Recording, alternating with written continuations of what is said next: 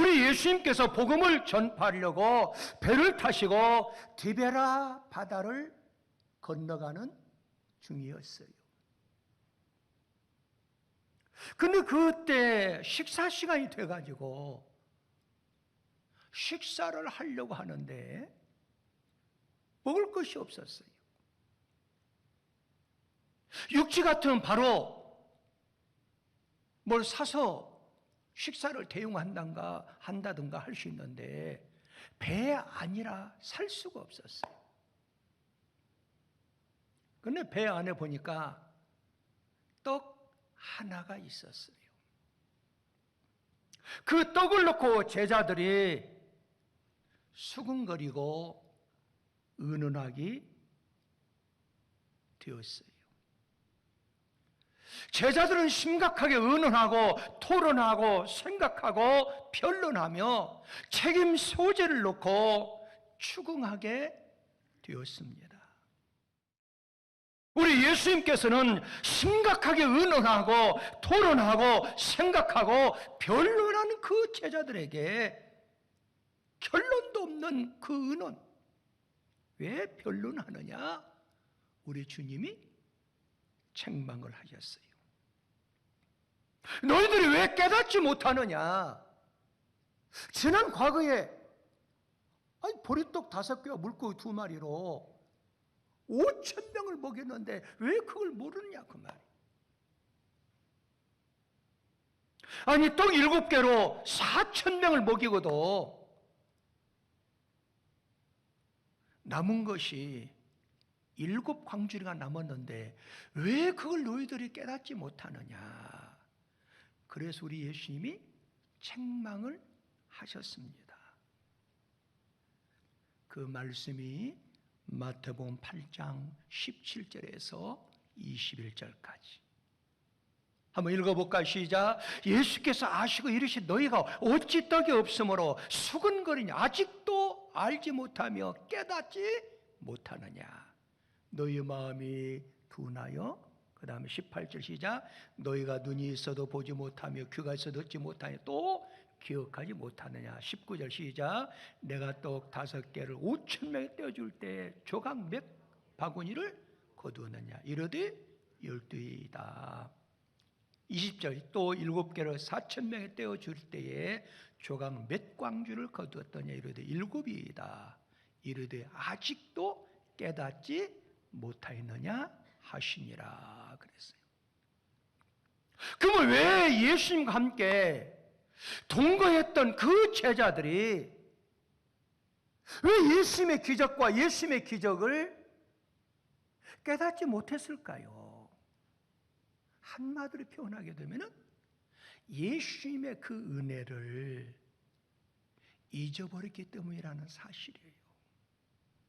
수많은 가르침과 그리고 이적을 보고 감동과 감격했던 그 제자들이 그때 그 이적을, 그때 그 기적을, 그 능력을 잊어버리고 나약한 모습을 보였을 때 예수님은 실망하고 탄식하게 되었다라는 사실이에요. 여러분, 우리 한국 속담에 그런 게 있잖아요. 원한은 잊어버려야 하고 은혜는 기억해야 된다. 그런 뜻으로 원한은 흐르는 물에 새기고 은혜는 영원히 잊지 않도록 금강석에 새겨라. 그런 말이 있잖아요. 우리들은 하나님의 은혜를 잊어버리지 말고 은혜를 깨달아야 됩니다. 은혜를 깨닫는데 믿음이 생겨나고 깨닫는 데서부터 신앙의 행위는 시작되는 줄 믿으시기 바랍니다. 여러분 2000년 전에 벳세다 광야에서 물고기 2마리 그리고 보리떡 5개로 5,000명을 먹이고 12광주리를 남겨주신 그 주님의 능력이, 그 기적이 오늘 이 시대에도 일어날 줄 믿습니다. 누굴 통해서? 나를 통해서. 왜 예수님께 2000년 전에 일으켰던 그 기적과 이적이 오늘 이 현 시대에도 일어날 수 있느냐? 왜냐?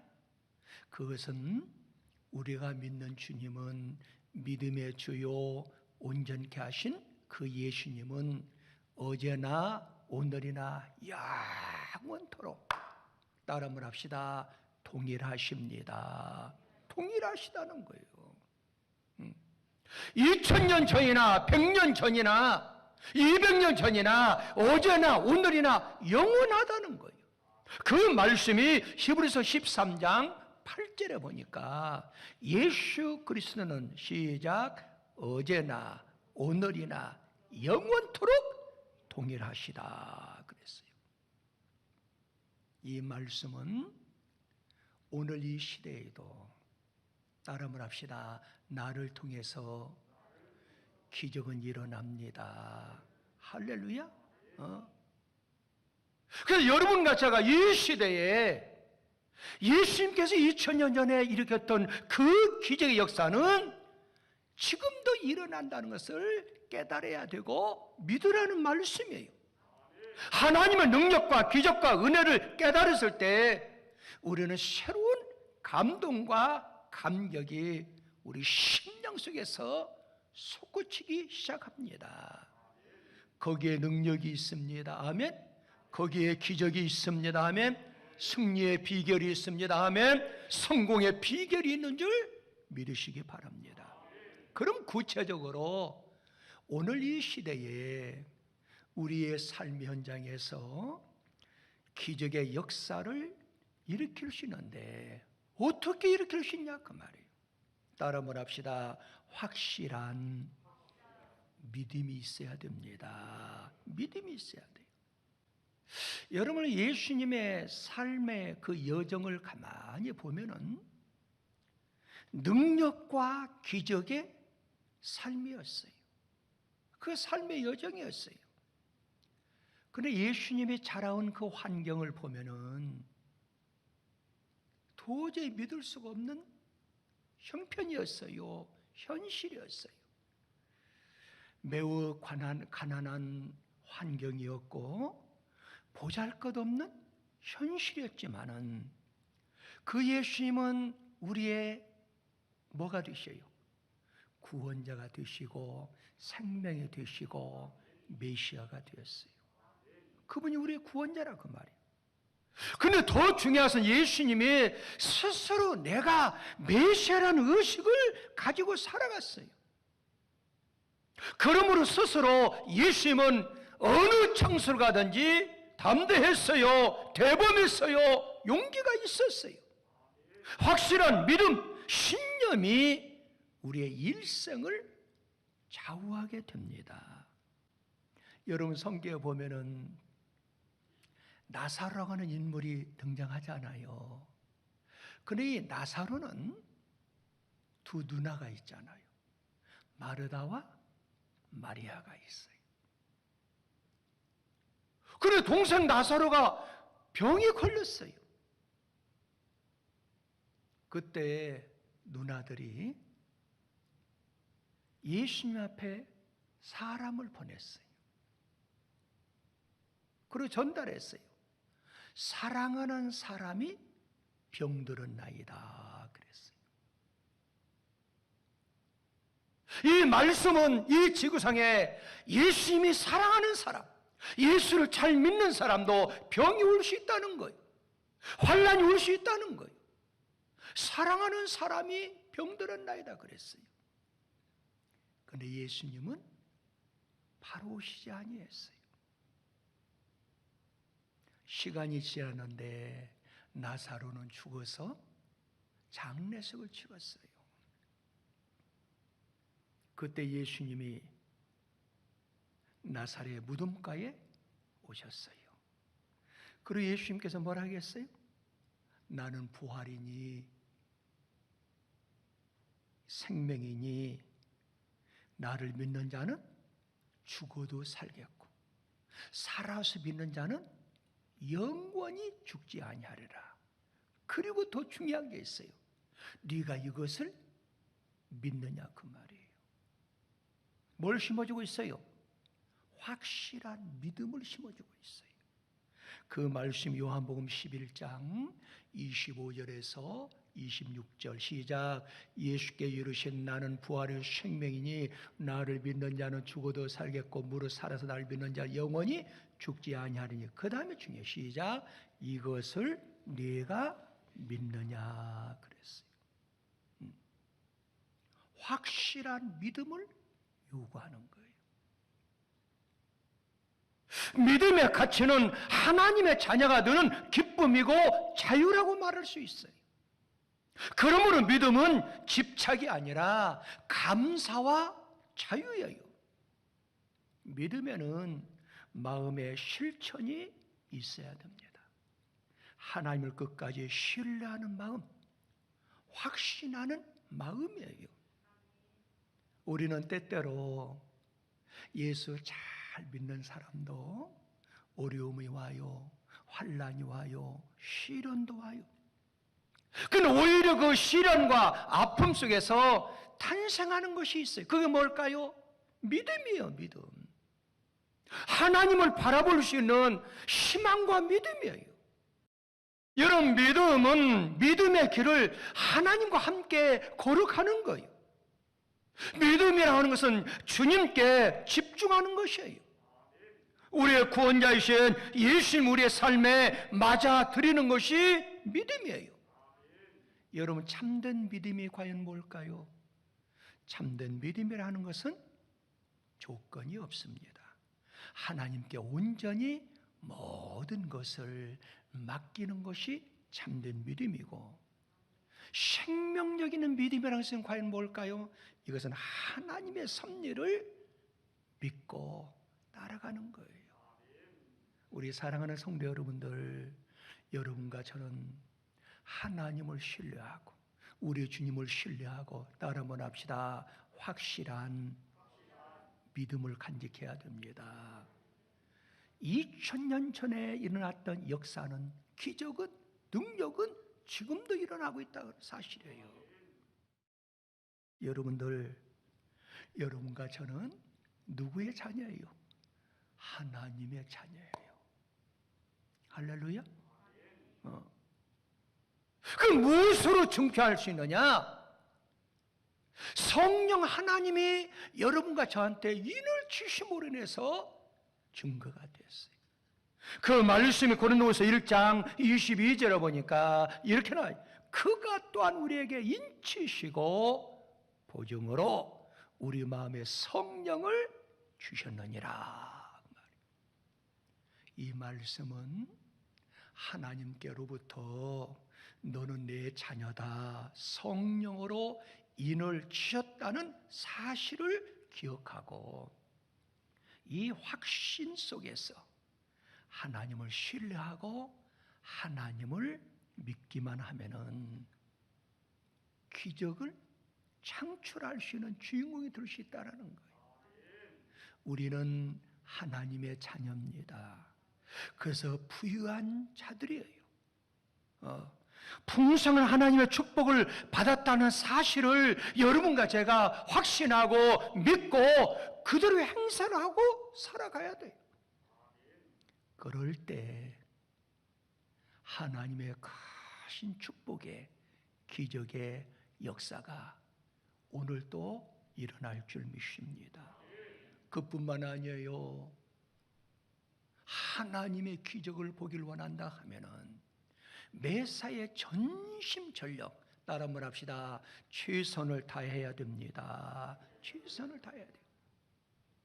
하나님께서는 창세기부터 요한계시록까지 보면은 미지근한 사람을 통해서 하나님의 역사를 이룬 적은 없어요. 항시 열심히 있고 뜨거운 사람, 정열적인 사람, 열정적인 사람, 최선을 다하는 사람 통해서 기적을 베푸시는 하나님이라는 사실이에요. 여러분, 성경 요한계시록 2장 3장을 보면은 7교회가 등장하잖아요. 그럼 그 당시에 많은 교회가 있지만은 왜 하나님께서 7교회만 선택했느냐? 시대별로 교회를 다 정해놨어요. 마지막 교회가 라오디아 교회였어요. 그럼 마지막 종말 시대는 라오디아 교회처럼 열정도 없다는 거예요. 뜨거움이 없다는 거예요. 네? 최선을 다하는 사람이 없다는 거예요. 이게 마지막 종말 시대 모습이라고 말이에요. 그래서 우리 예수님께서 라오디아 교회를 향해서 뭐라고 외쳤어요? 너는 차든지 덥든지 하라. 네가 미지근 하면은 내가 입으로 토해내겠다는 거예요. 이건 무슨 말씀이에요? 그 말씀이 요한계시록 3장 15절 16절에 보니까 이렇게 시작. 내가 내 행위를 하노니 내가 차지도 아니여 뜨겁지도 아니하니 내가 차든지 뜨겁든지 하기를 원하노라. 16절 시작. 내가 이같이 미지근하나 뜨겁지도 아니여 차지도 아니하여 내 입에서 너를 토하여 버린다는 거예요. 이 말씀은 너희는 열심히 있고 뜨거운 사람, 정열의 사람, 열정적인 사람, 그리고 최선을 다하는 사람이 되라는 말씀이에요. 오늘날에 보면은 서점에 가면은 팬데믹 시대를 맞이해서 성공이라는 책에 대해서 많이 나와 있어요. 물론 기업하는 분들, 사업하는 분들은 성공의 길잡이 책을 많이 보시겠죠. 근데 최근의 책에 보니까 칼 로저스라고 하는 교수님이 쓴 성공학 5가지 나와 있어요. 첫 번째는 뭐냐? 말과 행동에 책임을 질 줄 아는 사람. 이게 첫 번째로 꼽았더라고. 두 번째는 자기 중심적인 삶보다도 협력하고 도와주는 사람이 성공한다는 거예요. 세 번째는 조화를 잘 이루는 사람. 이 사람은 어디를 가든지 사랑받는다는 거예요. 네 번째는 융통성이 있고 빨리 그 환경에 적응하는 사람. 다섯 번째는 목표가 분명하고 그 목표를 향해서 최선을 다하는 사람이 성공한다. 이런 사람을 갖춘 사람을 회사에서 채용하면 그 회사는 급성장할 수 있다는 거예요. 우리 사랑하는 성도 여러분, 여러분과 저는 모든 면에서 전심전력하며 최선을 다해야 돼요. 내가 기도할 때도 최선을 다하는 거예요. 찬송할 때도 우리 심집사님처럼 그런 목소리가 안 나온다 하더라도 최선을 다하는 거예요. 내가 하나님 앞에 봉사하는 것도 충성하는 것도 최선을 다하게 되면은 하나님께서 하늘문을 열어주시고 반드시 축복을 주시는 하나님인 줄 믿습니다. 여러분 성경 시편 78편 23절 25절에 보면은 그러나 그의 위에 궁창을 명령하시며 하늘문을 그 다음에 여시고 그랬어요. 하늘문을 열어준다는 거예요. 그들에게 만나를 비같이 내려 먹이시며 하늘 양식을 그들에게 주신다니 사람에게 힘센 자의 떡을 먹으셔 그의 음식을 그들에게 충족히. 이 말은 풍성히 따라 한번 합시다. 주셨도다. 어떤 자한테? 전심전력 최선을 다하는 사람들에게 하늘문이 열어주시고 하나님이 풍요로운 걸로 채워준다는 말씀이에요. 그뿐만 아니라 지금 이 시대에도 하나님의 기적을 보고 살아가는 사람이 어떤 사람이요? 따라 한번 합시다. 인내심이 있어야 됩니다. 인내심이 좀 있어야 돼요. 여러분 구약 성경을 가만히 보면은 엘리사가 등장하잖아요. 근데 엘리사는 엘리야처럼 능력이 많은 주의 종이 어디가 있어요? 그런데요, 엘리야의 갑절의 능력을 입은 사람 누구예요? 엘리사입니까? 하나님께로부터 갑절의 능력을 받은 이유가 뭐예요? 엘리사는 농사꾼이었어요. 아버지 사반의 그 농사일을 도와주는 아들이었어요. 그 집 가정에 보면 별로 부자도 아니에요. 소를 키우는 소가 12마리뿐이 안 돼요. 그런데 소를 몰고 밭을 갈고 농사 짓는 이 농부가 엘리야를 만났어요. 엘리야가 따라오지 마라 하더라도 끈질기게 인내심을 가지고 따라가잖아요. 하나님의 그의 인내심을 보고 하늘문을 열어주시고 하늘의 능력을 주시는 거예요. 할렐루야. 열왕기하 2장 2절에 보면은 한번 읽어볼까? 시작. 엘리야가 엘리사에게 이르되 청은 너는 여기 머물러 있으라 그 말. 시작. 여호와께서 나를 베들로 보내시니라 하니 엘리사에 이르되 여호와께서 살아계신 것 당신의 영혼이 살아있음을 두고 맹세하노니 내가 당신을 떠나지 아니야. 얼마나 끈질겨요. 그렇게 엘리야가 따라오지 말아 했어요. 근데 엘리사는 인내심을 가지고 끈기 있게 따라다녔어요. 여러분들, 사람이 사람에게 줄 수 있는 최고의 선물은 변치 않는 마음이라고 하지요. 그렇죠? 근데 한 사람을 따라다닌다는 게 쉬운 게 아니에요. 근데 엘리사는 인내심을 가지고 끝까지 따라갔더만 하나님이 그 아름다운 모습을 보시고 갑절의 능력을 주신 줄 믿습니다. 우리 사랑하는 성도 여러분들, 위대한 성공자, 기적을 창출하는 사람들은 어려운 현실 속에서 기도하고 환경을 극복하며 인내하는 사람들이에요. 우리는 인내심이 너무 부족할 때가 많아요. 그래서 많은 사람은 실패하고 불행할 때가 많아요. 똑같은 하늘을 바라보면서 구름을 보면은 실패하는 사람은 구름 뒤에 비를 바라보고 근심해요. 낙심해요. 근데 성공한 사람은 달라요.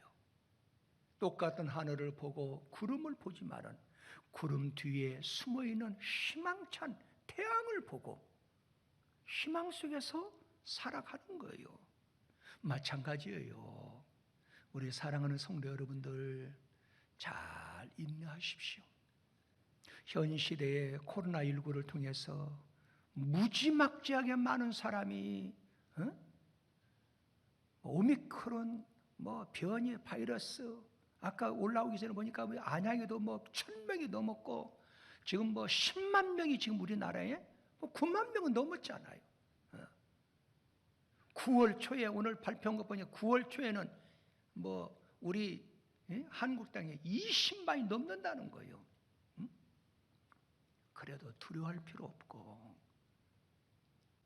마태복음 24장 13절에 보니까 끝까지 견디는 자가 구원을 얻고 야고보서 5장 7절 8절에 보면 그러므로 형제들아 주 안에서 어떻게 강림할 때까지 길이 참아라. 그래서 농부를 비유로 들고 있잖아요. 농부가 희망 속에서 열매를 얻길 원한다면은 늦은 비와 이른 비를 기다리는 것처럼 너희도 기다리라 그 말이에요. 인내하라 그 말이에요. 우리 사랑하는 성도 여러분들, 2월달 가장 적은 달이지요. 벌써 중순이 접어들었어요. 이 어려운 상황 가운데서도 하나님의 기적은 일어납니다. 그 기적을 이루기 위해서 확실한 믿음과 무슨 일을 하든지 최선을 다하는 삶, 그리고 끈기 있게 끝까지 잘 인내하고 하나님을 섬겨서 하나님이 주시는 기적을 일으키는 기적의 주인공들이 다 되시기를 예수 이름으로 축복합니다.